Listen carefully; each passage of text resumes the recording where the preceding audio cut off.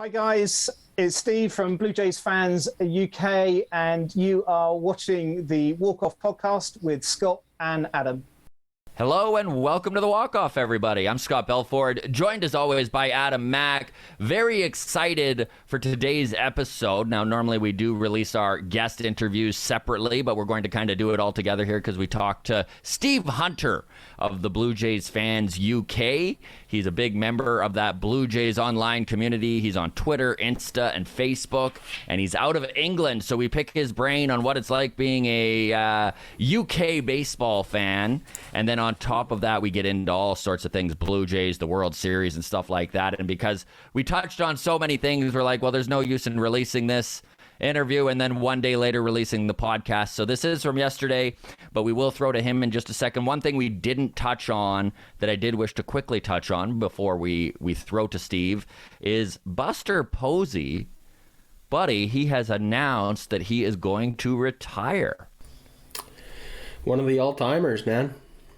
Truly one of the all-timers, and this is really crazy too because Buster Posey hit .304 this season. He had an on-base percentage of .390 and a slugging of just under .500 in 2021. OPS plus of 140. So this is literally, if he does retire, will be one of the single greatest seasons that a guy has ever ended his career on. Of course, Buster Posey, a rookie in 2009, so he's had a strong 12-year career, 3 World Series rings. The guy is probably going to the Hall. Yeah, just an incredible career. And if he does actually wind up hanging up the cleats, what a way to go out, eh? Yeah, I mean, as far as catchers go, yeah, just besides maybe Yadi Molina, like I can't think of a stronger catcher over the last decade. You know, like just consistently dominant. Yeah, no, he's the man. He's been the man. Yeah, condolences to Giants fans. That's a tough one, especially considering he did. Yeah, I mean, it seems like he still got gas in the tank, but in Wayne Gretzky fashion, going out while he's still putting up points. Love to see it. All right, we'll leave it at that unless you have anything else to add here, Adam. No, that's probably it. Let's jump right into it. All right, everybody. Enjoy Steve Hunter. Cheers. So excited for today's guest. Based in the UK and a member of the online Blue Jays community, you may recognize his handle, Blue Jays Fan UK, on Twitter, on Insta, and Facebook. Steve Hunter, welcome to the Walk-Off, my man. Thanks so much for taking the time. Guys, it's so good to be able to be with you. Thank you so much for having me on. I feel very privileged, particularly looking at some of your previous guests, that I would even be here to share this moment with you both. So really thrilled that you got in touch, and yeah, looking forward to chatting some baseball with you guys. Absolutely. Well, we're just kind of seeing how far this Blue Jays fandom kind of reaches. It's funny, we started this little podcast just over a year ago, and one thing that we've been kind of blown away with is through our YouTube site, we have wound up getting a fan base that is literally all over the world. What is it that attracted you to baseball? First off, let's start with where are you based? Okay, so I'm in the south of England, so I'm in a place called Bournemouth, which you may have heard of, particularly if you're into Premier League football. So Bournemouth were in the Premier League up until last season. 2 seasons ago when they got relegated. So yeah, in terms of the UK, right at the bottom, in the back, the middle, so south coast of England. Well, over the last few years, I'm really glad there's not relegation in baseball, because this Jays team has looked good this year, but it was a bit of a rebuild getting back up here. Yeah, no, totally. I think that's the, particularly for UK fans of UK sport or traditional sports here, the whole relegation and promotion thing is a massive deal.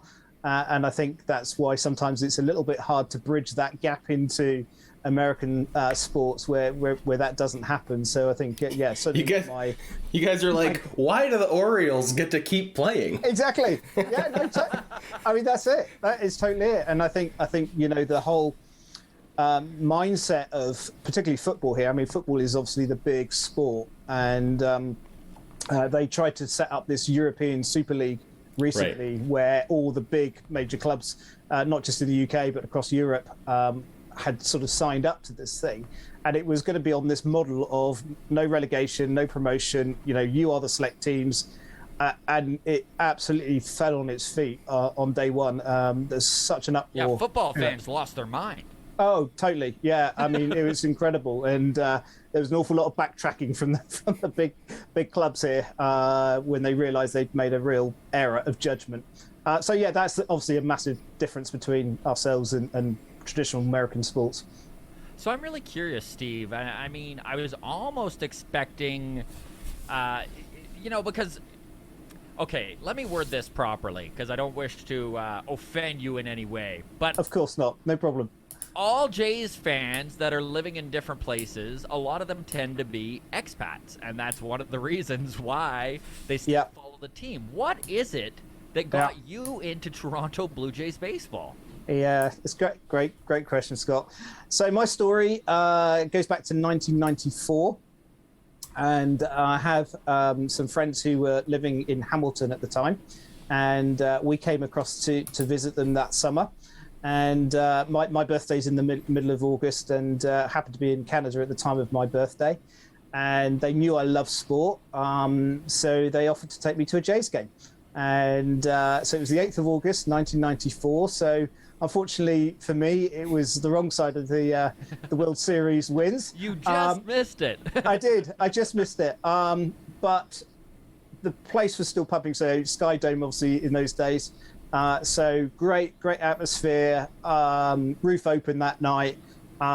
Jays actually lost on that game, but I just loved the whole experience. I think I'd heard, obviously, they told me all about the World Series wins and what it meant to Canada particularly. Yeah. And I think I just got onto the bandwagon and hearing all the stories, particularly of, Joe Carter's walk-off the previous year. And so just started looking into it, reading about it a little bit while I was in Canada, reading some of the newspapers and so on. So I remember them taking me off to the game. We spent a day in Toronto, obviously did all the touristy things in terms of CN Tower and all that sort of stuff. But was looking forward to going to this game. And I knew a little bit about baseball in terms of, we'd heard about it, but it, even back in the early 90s here, there was no coverage of baseball at all in the UK. So I didn't know any of the sort of the basic principles of the game. I didn't know there was 9 innings. I didn't, I knew you had to go round a diamond, and that was probably about the limit of my knowledge. But going to the game, I just loved it. I fell in love with the whole concept of it. I think the closest game we've got is cricket, really, in terms of mindset. So with cricket, as much as you do with baseball, it's about the day, it's about the event as much as it is about the sport itself. And so going to the Jays that evening, and just we were up in the 500 level, so we were a long way away. But being able to see some of these players that I heard about in the World Series playing, I just fell in love, and so that's where it started. Now, ironically, about my visit on the 8th of August 1994. It was 5 days before the strike, and so I was literally 5 days away from never being a Blue Jays fan, from never loving this sport. I mean, literally, if I'd gone on holiday the week later, that moment would have been missed. And and that's where it all stemmed from for me. And of course, when I came back to the UK, having fallen in love with this sport, well, I thought, how do I find out? Schools. Especially with no internet. No, exactly, totally.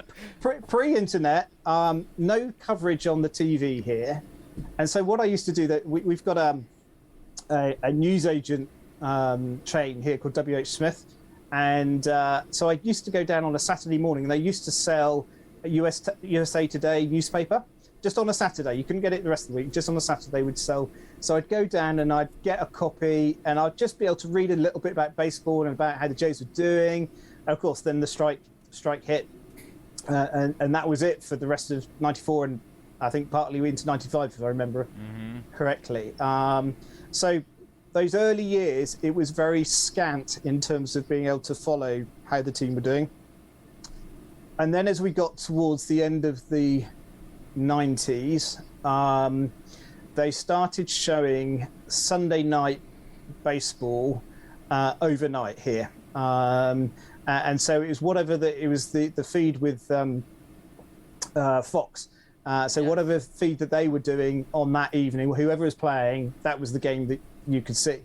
And a whole raft of baseball fans talk back to those days when Channel 5, the TV station, used to show these overnight games, particularly if people at university. Unfortunately, I'm a little bit older than that, but guys I know who sort of 10, 15 years younger than me said, yeah, university days, staying up all night, that was easy to do.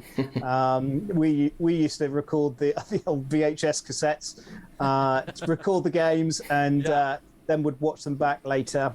So it meant we could get a little bit of baseball input, but they very rarely showed Jays games. But at least we were seeing something. Yeah. And then obviously the birth of the internet and MLB TV just really helped with fandom out there, right? Yeah, totally. But there's a whole. Is it right now, Steve? Yes, 9:45. So we're currently 6 hours ahead of you guys. Okay, 9:45. We're sitting here 3:45. Yeah. So, and this is one thing I'm really curious about, and I know you mentioned you were videotaping on the VCR and stuff that to see a little bit harder at that time to get a fix of baseball, but also easier to ignore scores and what was going on in the world of baseball. So I'm really curious because I know, how did you follow this Blue Jays team throughout this season? And I know Adam and I were talking about it last week on the episode. So the World Junior Hockey Tournament happens somewhere in the world, sometimes in Canada, but lots of times in Europe. And when it does do that, it's kind of a Canadian tradition for the week in December that tournament's going. We're all getting up at 3 or 4 in the morning to catch the games. Yeah. And it's fun, right, for a week. It's fun for a week. This cannot be your life for 162 games, right? Like, how do you... No. Are you silencing your sports apps? Like, how are you... How do you go about following this team? Yeah, I mean, I think that's obviously the big challenge for any fan here, not Jays fans. I think we're fortunate that we've got an East Coast timed team. So I've got friends who follow West Coast teams, and for those guys that's really hardcore. Yeah. Trying to watch games. It was always nice when we had a long game, or they had a long game, and it went into extra innings, and they could actually wake up and the game would still be going. So they love that. For us, I think as Jays fans, you have to pace yourself. I mean, in my younger year, I probably could have done a few more overnight games than I do now. And so it is just trying to balance life. Weekends, obviously, that makes it a little bit easier to watch the overnight game. And then, I mean, the Jays a lot in previous seasons did a lot of daytime games. So historically, they used to sort of play both Saturday and Sunday, at lunchtime in Toronto. So which is great for us. It's an evening game for you, right? Yeah. So normal time difference for us to the East Coast is 5 hours. We're 5 hours ahead. So that would be a 6 o'clock evening game for us, which is perfect. So you get a couple of those over the weekend, plus maybe the Friday night at midnight. You could get maybe three live games regularly, and then the midweek stuff. We just have to do the catch-ups, and you can't watch the whole game. Well, there's other life around us. Of course. My family probably wouldn't be too impressed if I was doing it day in, day out. But so it's just trying to hedge the bet. And even with the postseason this year, I'd taken the day off after what would have been the wildcard game if we'd got through. Yes. Because I just wanted to, just prepare myself. But better safe than sorry. Yeah. Totally right. Yeah, totally. Do you guys have over there, like over here, we have Sportsnet, which is like the local station that covers the Blue Jays games, they do something called Jays in 30.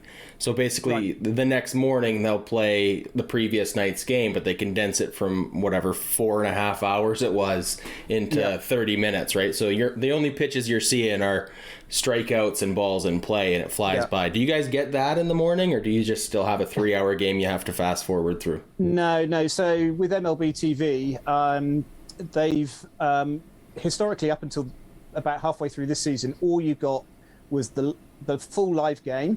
Or you could then watch either a recap, which was about 5 minutes long, right, or a condensed game, which is about 10, 12 minutes long. Those were the basic. Well, they still are basically the three options. So we don't, while we get the Sportsnet feed in terms of MLB TV, we don't get the Jays in 30. So it's something we can't watch. But what they have done with MLB TV this year, it was around about, I want to say sort of midsummer. They brought in the pre-game show and the post-game show as well. So we finally get to hear Jamie, which can be a blessing or not. No, those guys are great. We love it. And actually, for us, it meant that you feel more of a connection with the whole process, rather than literally what MLB TV do is that, as soon as whoever the starting pitcher is literally winding up for his first pitch, in comes the feed. Right. So having the pre-game show with Hazel and Jamie and Sid and the other guys, at least we can see that now. But you can only see that on the live feed. So if you want to go back and watch the whole game as if it were live, you don't get the pre-game or the post-game. Yeah, you literally only get the play-by-play. So yeah, it is what it is. But it's better than it ever was before. So can't complain really. So out of while we're speaking about the feed here and Sportsnet and all that, it was really cool because about a month back, you actually were a guest on Baseball Central with Blair and Barker. How did that come to be? How cool was that, and what was that experience like? Yeah, no, that's good. I wasn't a guest in inverted commas in that I phoned in. They didn't come searching for me, but I phoned in, which was great fun to do, and it's been something I've thought about for a while. Even way back when Blue Jays Talk used to be hosted by Mike Wilner. I sort of toyed with phoning in at that point. Never got round to doing it because, again, games finished late and it was just adding more hours into the night for me. But Blair and Barker, I've always enjoyed listening to, particularly trying to catch up on games here. So for my work, I drive a lot. So listening to podcasts, is a good way of just trying to keep up with news. So they would be certainly on my podcast list.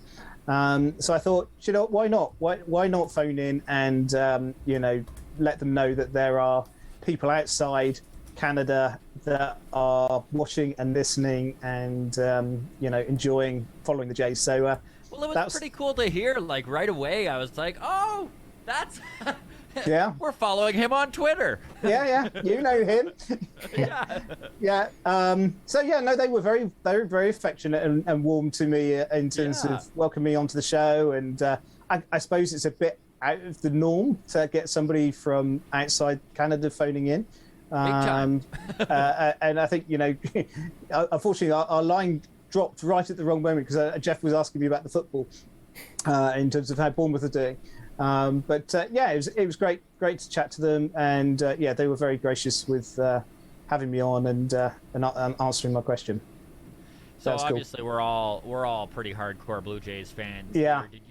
Did you watch any of the World Series? Were you hoping for anyone, or just kind of following as it went type of thing?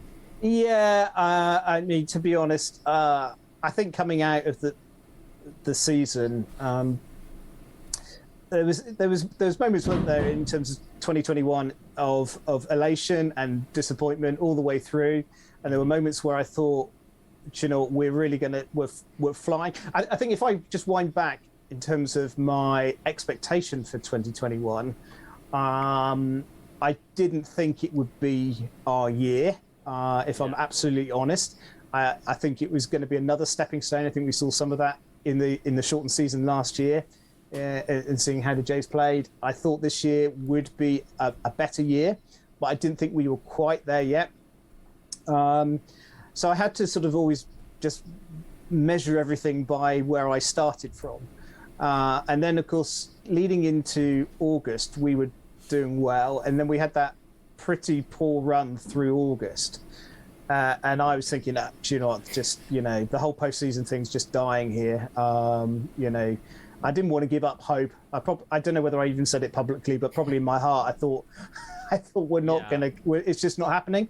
Few injuries and so on, and some disappointing losses to teams that we really should have beaten. And then they go on this crazy run in September, and it just screws with my mind in terms of what I should be thinking and believing and hoping for. And so when we got to game 162, and there's like 4 teams all vying for those 2 spaces, and the way that they dispatched the Orioles over that series was excellent. They did everything they could to be in with a shout, and then of course that disappointing win with the Red Sox.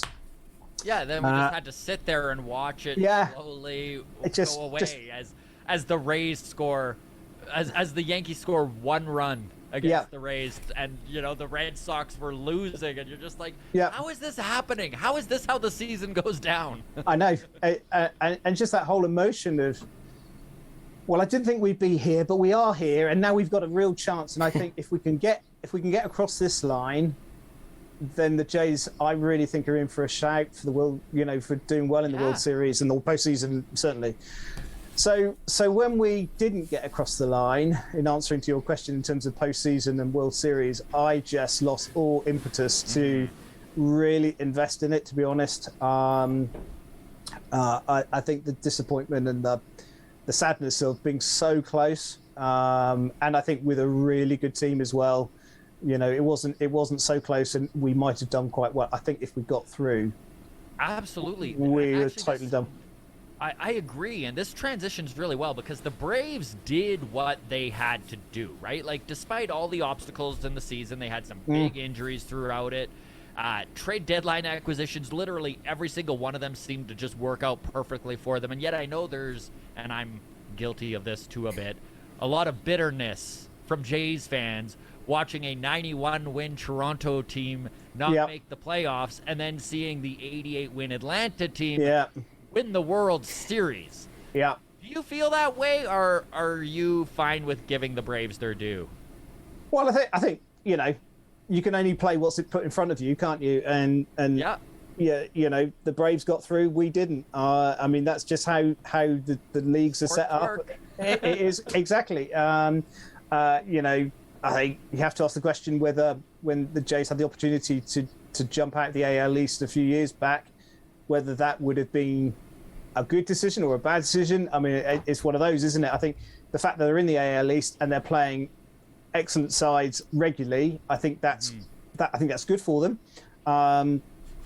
But yeah, I'm not sure we can. It's like apples with apples when you compare, where the Jays were with their, wins and where the Braves were with theirs. But the Braves got through under the system, and actually, I don't begrudge them winning at all. Out of them and the Astros, they were definitely the team I would have preferred to have won if I had to pick any of them. I feel the same way. It's funny, like I thought I was pretty neutral. Like I thought I didn't really care, and then when the Braves did win, I was like, actually, I'm glad it's not Houston. Yeah. No, we can be gracious enough to them to say, tip our caps and say, well done, guys. It will be ours next year.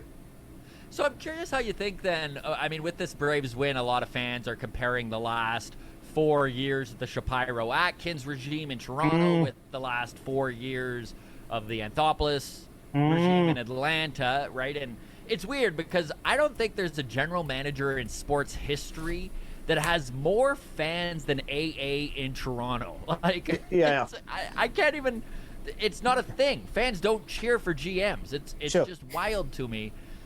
But it feels like, and you kind of said this, right? It doesn't feel like apples to apples. Like in that comparison, doesn't feel like apples to apples. Both organizations in kind of very different places over the last half decade.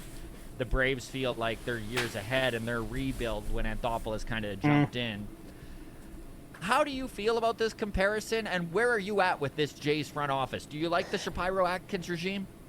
I'm warming to them, definitely. I think, yeah, obviously when AA left Toronto, that was a massive blow, wasn't it? I think everybody felt that, and I think we could see what he had done, particularly in the sort of 2015-16 seasons, in terms of where the Jays were and how competitive they were at that point, and the trades that were made in and around those seasons.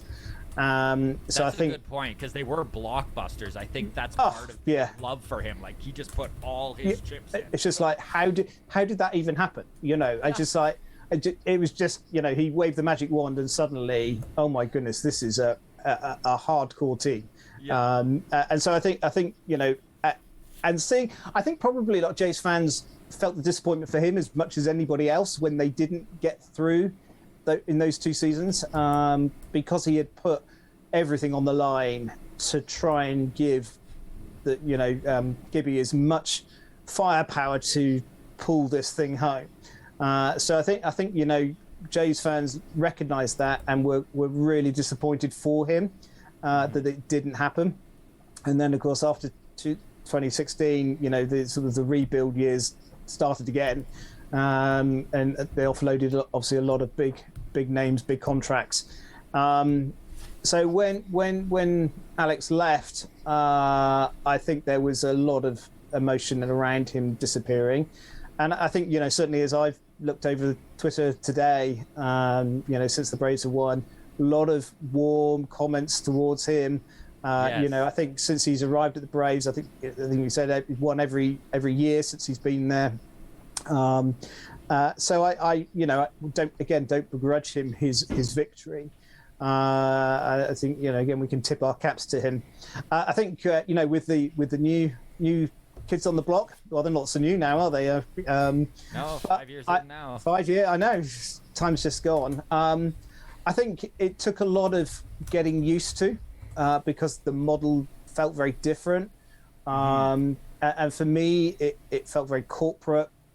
And there wasn't sort of a lot of heart emotion with it. It was, I know they deal in business. I mean, that's their skill. But it felt it was all business, and just that raw emotion as a fan connection, I didn't think was there initially. But I think as I've listened, particularly to Mark Shapiro over the years, I've really started to respect him and like what he's saying. Interesting, I think it was over the pandemic season last year where he seemed to do a few more Zoom calls and bits of it. Well, we all were doing more Zoom calls, weren't we? Yeah, but right. I think there was a sort of concerted effort to do more, and I felt particularly over that season that, oh, actually, I am quite warming to what you're saying and what you're planning to build here. I think Ross Atkins, for me, I'm slightly further behind, but they seem to be pulling it together. I mean, you know, it's starting to happen, and I'd love it for them that we could pull it home next year, because that would be exactly on their trajectory in terms of the rebuild. And I mean, that is one thing that has held true, is that their map of where this team would be when has pretty much been exact. Yeah, exactly. And I think that, you know, so going back to the disappointment of not getting into the postseason this year, my head now is settled, and my heart is settled, because most of the team will be back next year without too many complications. You know, there are 2 or 3 key players, obviously, that are up for grabs, and I think there's a couple of positions I think that we need to strengthen. But generally, the vast majority of the team are in and will be back next season. So it feels like, even though it was a disappointment, there's a lot of good things to be looking forward to. It's not the disappointment and we're suddenly going to lose the whole team and have to start again. We're not in that situation. So that's cool. Oh yeah, there's a lot of optimism and a lot of reasons to be excited for 2022. Totally. I'm interested on how you're feeling about the catching position, because when it comes to the catching position, I really do feel like it's probably the most underrated position in all of baseball, right? Like good catchers go unnoticed, and below average catchers stick out like a sore thumb. Yeah, that's true. And this may actually be a position of strength for the Blue Jays. I mean, even Danny Jansen, who took so much crap from Blue Jays fans this year, Adam and I included. Yep. By the end of the season, surely not. Right, surely not. No, surely not. No, you don't do that. By the end of the season, he was above average offensively and defensively. Where are you at on Danny Jansen? And if you had to bet who this number one catcher on this Jays team is going to be in 2022, who are you thinking? Yeah, I think, as you say, Jano, he had a poor start to the season, and everybody was on his back, and you could just see that he seemed to be a man under pressure, and that expectation. I think alongside him, obviously, you got Kirk, who has come from nowhere. Well, it feels like he's come from nowhere, and suddenly he was 21 too, right? Just a kid. Yeah, exactly. And he's hitting dingers all over the place, and so suddenly there's this uneasiness, not necessarily in the team, but in my thinking of it was just compounding the pressure on Jansen in terms of his own performance. So I was really thrilled to see him, bring his game back and just come back on form. I like him as a catcher. I think he's probably is going to be number one for next year. That's where my money is, certainly at the start. I mean, obviously he did have a great September. Like he looked really good. Did. Yeah, no, absolutely. But I think going into next year, I mean, we've obviously got had lots of catches in the camp. Reese McGuire's in there as well, but is he your go-to? I don't think so. Doubt it. Yeah. I think with Kirk, then he potentially could get traded. If they're looking to do some trades. So I think Jano has to be the one. And of course, all the news over these last couple of weeks have been what's happening down in Arizona. Everyone's excited about him. Yeah. So, it'd be interesting to see. He's not going to be on the starting day roster. I wouldn't have thought. No, I wouldn't think so. But I would hope not, actually. Let him play his way on, I think. But yeah, absolutely. So I think for me, Jano's going to be the number one, at least to start with. I mean, just depending on obviously how the season goes, but I think that's where it will land come April next year. So, Steve, if you're just going to look back on the 2021 season and pick your favorite attribute of this Blue Jays team, what was your biggest takeaway from the 2021 Blue Jays season, and what did you enjoy the most about this team? Well, that's a good question. I loved, do you know, when the home run jacket appeared, I think that was a strike of genius, really, because it suddenly felt like team dynamics, and I think that was perhaps just missing slightly. I think we had lots of great players with lots of potential. I won't say they were disjointed at all, but it needed something just to bring some cohesion to the whole thing. Yeah. And the home run jacket, and particularly when, there was some good pitching performance. I remember Robbie Ray getting it at one point and so on.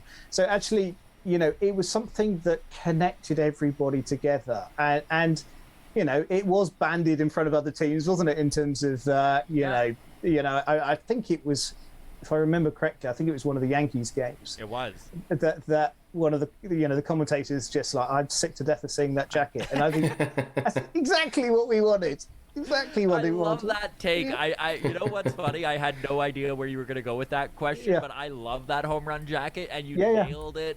How it did kind of become the glue of that clubhouse, and all of them had their countries on the back of it, and it just kind of united everything. And I think that there was something to be said for how much it annoyed the opposition too. And then they kind of reveled in that as well. I loved it. Yeah. I loved that. And I think the sport over here in terms of connection, team dynamics, and so on in football is so key. Obviously celebrating a goal when it's scored here is a moment which just pulls the team together, pulls the fans together.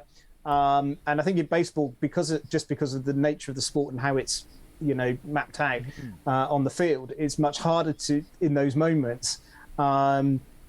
But I thought the jacket did that for us. And I think with some of the injuries that we had early doors, we needed something to come together. And then the four guys getting their 100 RBI season. I mean, that was just another stat. I mean, the season was full of records, wasn't it? I mean, the whole thing about Marcus Semien getting most home runs as a second baseman, which makes me slightly smile at the fact that he wanted to play shortstop, and here he is ending up at second base, and he gets the record. Which was brilliant. I love that. So I think there was that sort of team ethic, team dynamic, I think really came together for us, and I think these guys are going to be pumping for next season. Totally. I agree. And while we're talking to Semien, I do want your opinion on this. And I mean, 1 month ago, and I'll be honest, 1 month ago, I was actually pretty optimistic about them re-signing Semien and Ray, or at least one of them. Yeah. And here we are 30 days down the road, and I've kind of swapped my opinion on that. I'm really not very optimistic about either coming back. Now, where are you on this? And do you think it matters, or do you think this front office is just going to replace the production one way or another anyways? Well, I think like you, Adam. I think sorry, Scott. The place I thought we would be is that it's going to be one or the other. I think to get them both back was going to be tricky. Marcus is obviously, he loves the West Coast. That's his hometown or home state. And I think that UK fans watching him. yeah, absolutely. Yeah, we don't want him going West Coast. That's not good for us. So I think for him, I think it was always going to be a harder, or is potentially a harder pull. If I had to pick one out of the two, I'd probably still go with Robbie Ray, just because I think we need that strength in pitching. I think he's had an amazing year. I suppose the big question is, can he repeat it for another season? Did we think this would happen this year? Probably not, but he has had just an extraordinary year. So if you had to push me on one of the two, I will probably drop for Robbie Ray. Will either of them come back? It's one of those, isn't it? Because Steve Matz is also up for grabs this year as well, and I think what they're gonna do there. So we'll see, Scott, where it lands. But I think if you had to push me, probably Robbie Ray would be the one I would go for at the moment. Just because I think we can deal with the second base a bit more straightforwardly than we can in the pitching world.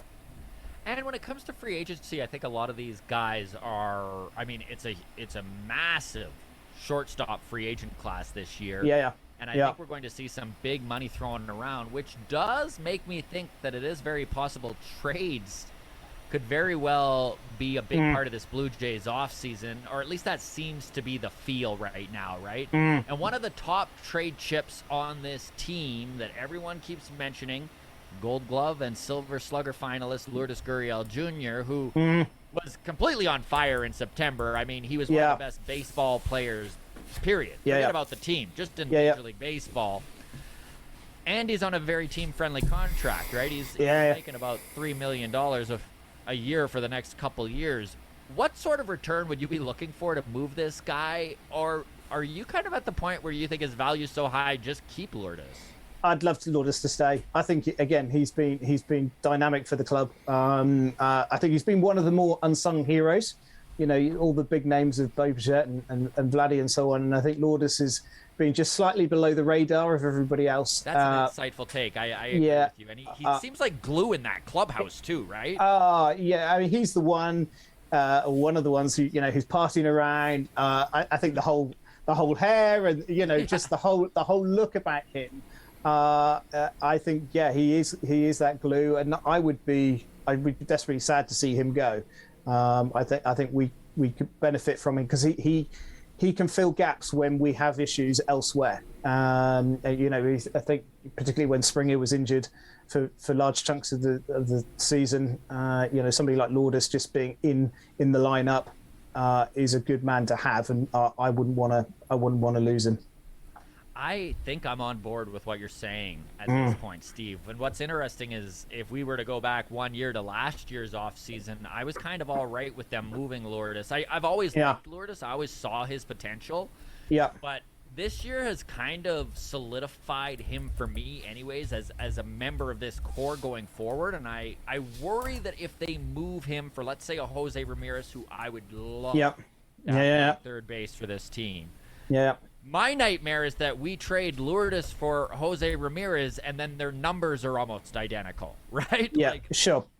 Yeah. And I think that's going to be the argument, isn't it? Is when you look at the rest of the field, where are the weaknesses, and third base has probably been the one that is crying out for an answer. I think Kevin Biggio did okay when he was playing. I think Espinal has been really good. Defensively, certainly. Offensively, he's not so good, and I think that's perhaps the weakness.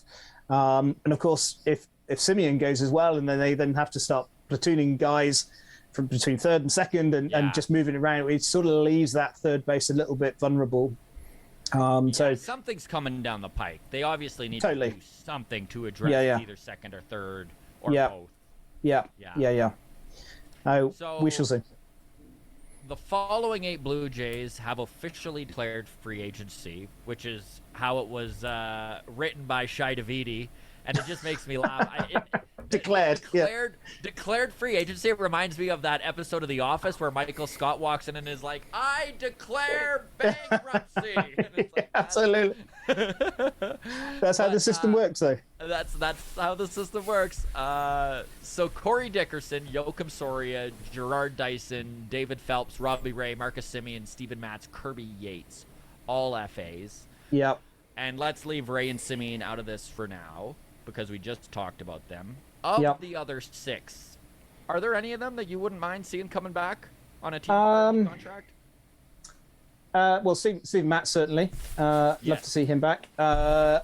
Corey Dickerson, I probably would take. I think I would have him back. Probably the other guys, I wouldn't be too disappointed if they disappeared. Nothing against them. It's just it's just how it works, isn't it? If I'm right in my baseball knowledge, it's the 5 days, isn't it, after the end of the World Series that they have to declare their status. Which is why they've done what they've done. So we'll see. We'll see where it lands. But I think out of that list, Steven Matz I would love to see back because I think he played really well, pitched really well, particularly towards the tail end of the season, and probably Dickerson as well because I think he was a good utility guy to have on the team. Would you go multiple years on Matz at this point? Do you think he's proven enough to offer him, let's say, a 3-year deal? If we could get Steven Matz 3 years, $36 million, do you sign him? If you're general manager, Steve. Yeah, do you know? I think I probably would. I think he deserves an offer because of the way he performed, particularly towards the end of the season. 36 mil. Yeah, it's borderline, isn't it? But absolutely. Yeah, no, exactly. I think if we look at the beginning of the season, probably he wasn't one of the ones that we had anticipated would be as strong as he has been. For sure. But again, I think coming through the season, there's quite a few players that have put themselves into contention for, these sort of deals. So I would like to see Matt's back, certainly. It's going to be an interesting free agent.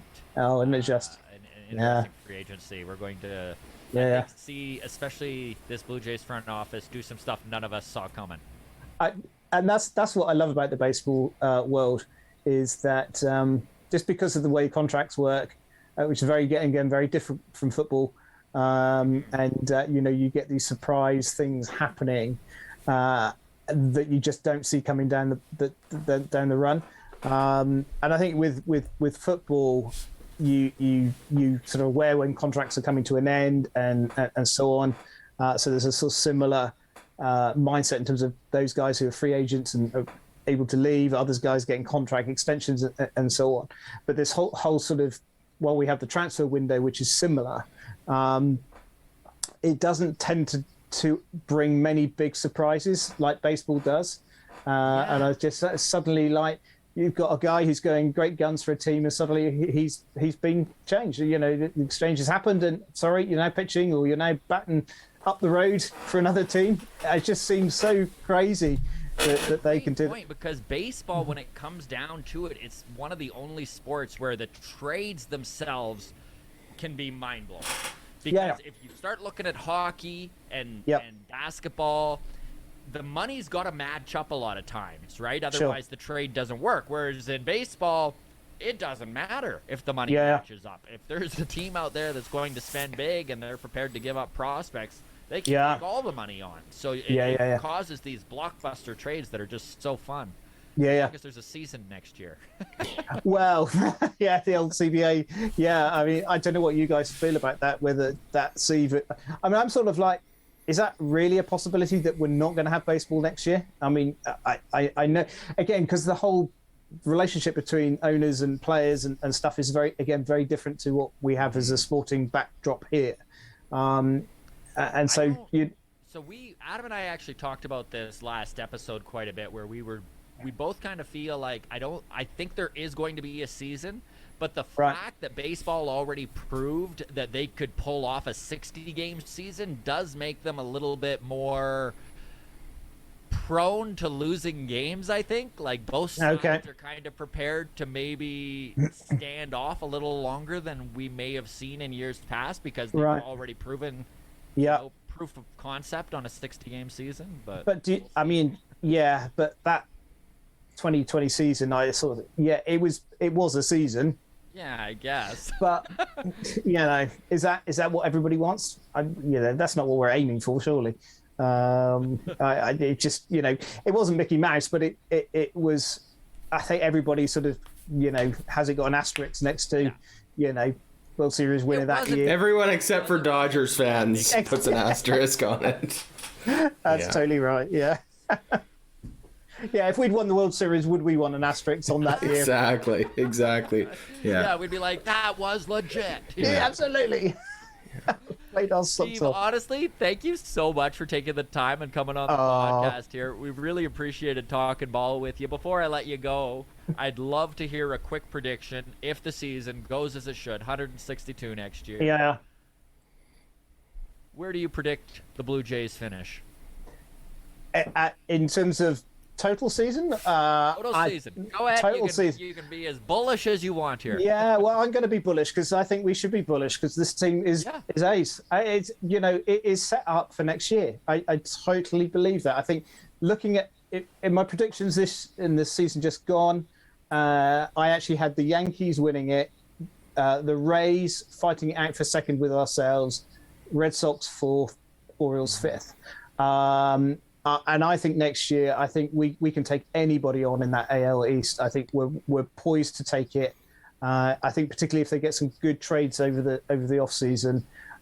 So I'm absolutely predicting them getting into the postseason. Obviously, postseason, once you get there, you're in the lap of the gods a little bit. But everything I've seen of this postseason this year, I think we could have won it. I honestly do. I think if we got into that wild card game, I think we could have been talking about a World Series title. So I'm all out for next year. I'm all out. I look forward to next year's podcast with you, Steve, where we're talking about what a great prediction that was. Bring it on. Awesome. Thanks again, my man. Great time chatting with you, and all the best. Thank you. Yeah, thanks, guys. Great to talk to you.